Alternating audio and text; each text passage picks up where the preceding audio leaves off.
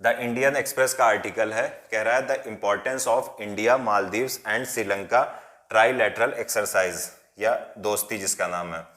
India, Maldives और श्रीलंका ने अभी एक त्रिपक्षीय अभ्यास किया दोस्ती। तो ये क्या है, चलिए समझते हैं। देखिए, सबसे पहले ये जान लीजिए कि अगर हम इस अभ्यास की बात करें तो सबसे पहले ये जानना ज़रूरी है कि ये अभ्यास जो है ये 15th एडिशन है, या दोस्ती का 15वां संस्करण है। दोस्ती क्या है, तीन देश यानी भारत, मालदीव और श्रीलंका एक की जो कोस्ट गार्ड हैं या तट रक्षक हैं, वो एक प्रकार का 2 वर्ष में एक बार अभ्यास करते हैं और उसी अभ्यास को हम कहते हैं, उसका नाम है दोस्ती। तो याद रखिएगा ये चीज़। इसकी शुरुआत की गई थी 1991 में, यानी इसके 30 वर्ष पूरे हो चुके हैं। 1991 में भारत और मालदीव के बारे में, या भारत और मालदीव ने इस सैन्य अभ्यास को शुरू किया था और 2012 में इसमें श्रीलंका भी शामिल हो गया था। तो श्रीलंका के शामिल होने के बाद ही ये ट्राइलेटरल या त्रिपक्षीय कोस्ट गार्ड एक्सरसाइज बन गई है।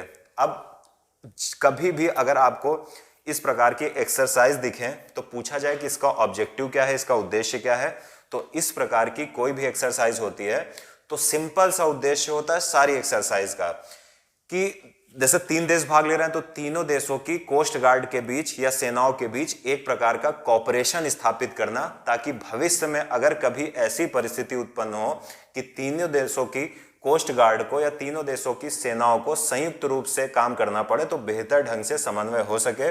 तीनों देशों की सेनाओं के जो सैनिक हैं वो एक दूसरे की भाषा को, एक दूसरे के कार्य करने के तरीकों को बेहतर तरीके से मुसीबत के समय समझ सकें। ज़्यादातर इसका काम जो होता है वो किसी नेचुरल डिजास्टर के संदर्भ में काम आता है।